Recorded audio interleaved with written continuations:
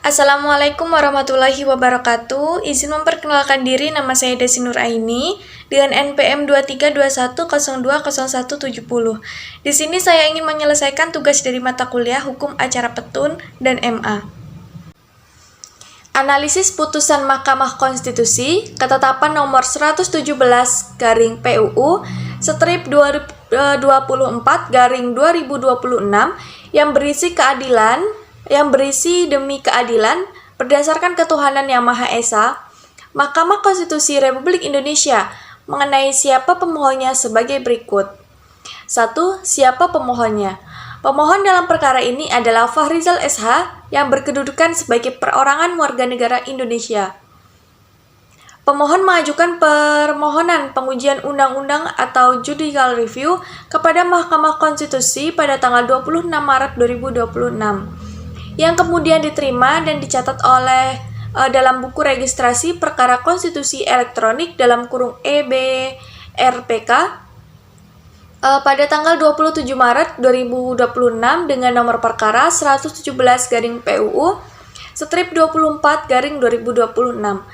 Dalam hukum acara Mahkamah Konstitusi, perorangan warga negara Indonesia termasuk salah satu pihak yang memiliki hak untuk mengajukan permohonan pengujian undang-undang sepanjang dapat menunjukkan adanya kerugian hak konstitusional akibat berlakunya undang-undang tertentu.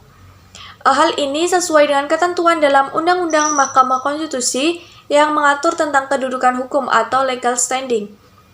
Pemohon dengan demikian dalam perkara ini, pemohon menggunakan hak konstitusionalnya sebagai warga negara untuk menguji suatu undang-undang yang dianggap bertentangan dengan Undang-Undang Dasar Negara Republik Indonesia tahun 1945. Untuk yang nomor 2 ada alasan pemohon atau objek pemohon.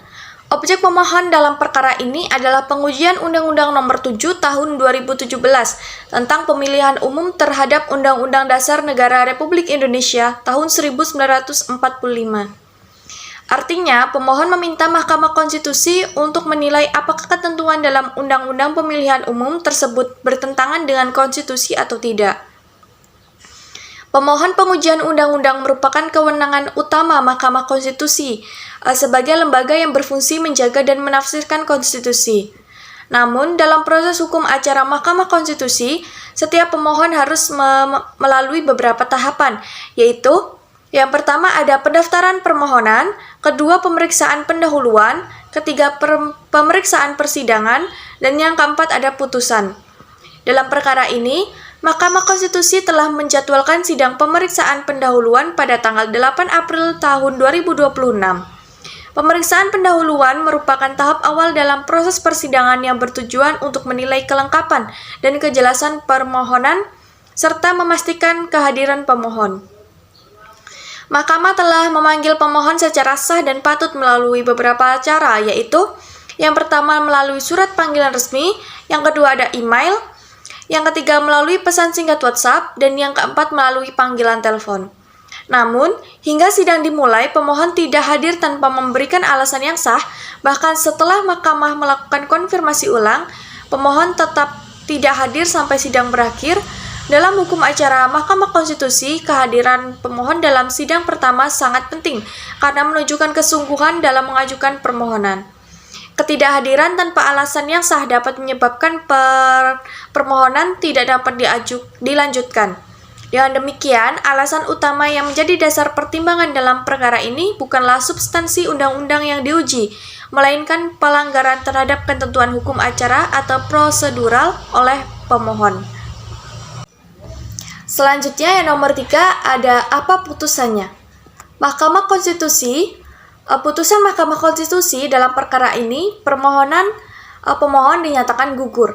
Putusan tersebut diambil berdasarkan pasal 36 ayat 4 Peraturan Mahkamah Konstitusi nomor 7 tahun 2025 yang menyatakan bahwa jika pemohon atau kuasa hukum tidak hadir dalam pemeriksaan pendahuluan tanpa alasan yang sah, maka permohonan dinyatakan gugur.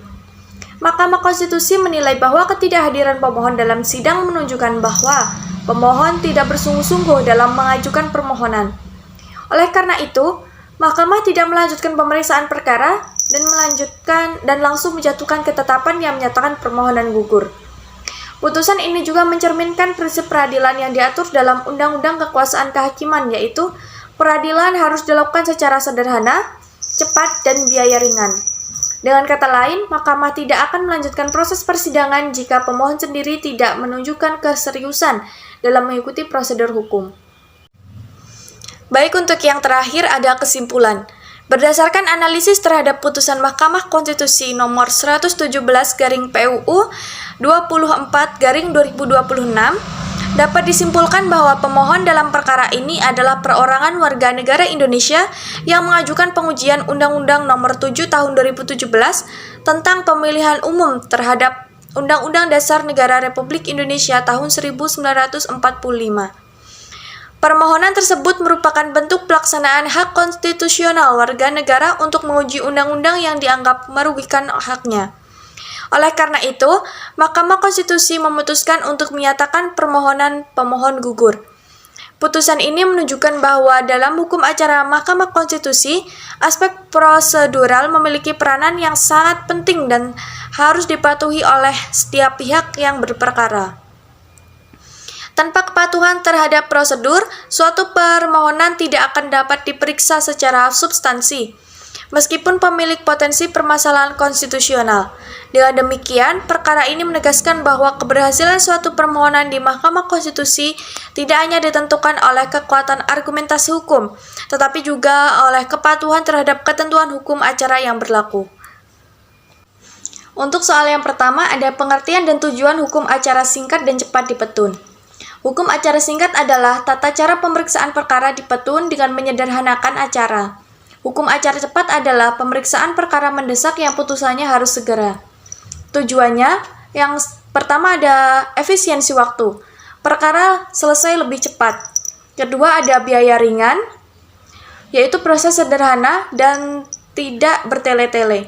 Yang ketiga ada kepastian hukum. Sengketa mendesak cepat diputus agar tidak rugi lebih besar. Yang keempat, akses keadilan. Rakyat kecil bisa gugat pejabat tanpa harus banyak syarat. Dasar hukumnya itu ada pasal 98 dan 99 Undang-Undang Nomor 5 Tahun 1986 JO, Undang-Undang Nomor 9 Tahun 2004 tentang petun. Yang nomor 2 ada syarat dan prosedur di petun, hukum acara singkat dan cepat di petun. Yang pertama ada syarat acara singkat, yaitu pada pasal 98 Undang-Undang Petun. Yang pertama ada para pihak sepakat memilih acara singkat. Yang kedua ada sengketa sederhana dan pembuktiannya mudah. Yang ketiga nilai gugatan kecil atau tidak rumit secara hukum. Selanjutnya ada syarat acara cepat, yaitu ada pasal 99 Undang-Undang Petun. Yang pertama ada kepentingan penggugat yang mendesak. Yang kedua ada contoh SK, pemberhentian PNS, penggusuran, pencabutan izin usaha yang merugikan langsung. Prosedur singkat atau cepat, yaitu yang pertama ada gugatan diajukan, ketua pengadilan ditetapkan acara singkat atau cepat maksimal 3 hari. Kedua pemanggilan, para pihak dipanggil paling lama 7 hari. Yang ketiga sidang 1 kali langsung putusan, tanpa replik-duplik pembuktian langsung. Dan yang keempat ada putusan, acara singkat maksimal 14 hari, acara cepat maksimal 30 hari sejak gugatan didaftar. Untuk yang nomor 3, ada perbedaan acara singkat, cepat, dan biasa di petun. Yang pertama ada acara biasa, yaitu dipakai untuk kasus yang rumit. Prosesnya lengkap, ada jawab-penjawab, replik-duplik, dan lamanya kurang lebih 6 bulan. Upaya hukum bisa sampai kasasi dan PK. Yang kedua ada acara singkat, dipakai untuk kasus yang sederhana dan bukti yang gampang. Wajib disetujui oleh dua pihak, dan proses dipotong maksimal 14 hari, selesai. Upaya hukum tetap ada sampai kasasi dan PK. Dan yang ketiga ada acara cepat, dipakai untuk kasus darurat atau yang mendesak, yang tidak bisa ditunda. Tidak perlu sepakat asal ada alasan yang mendesak. Prosesnya paling simpel, bisa satu kali sidang dan maksimal 30 hari. Upaya hukum hanya banding saja. Baiklah, mungkin itu saja yang dapat saya sampaikan. Saya mohon maaf apabila ada banyak salah kata. Saya akhiri. Wassalamualaikum warahmatullahi wabarakatuh.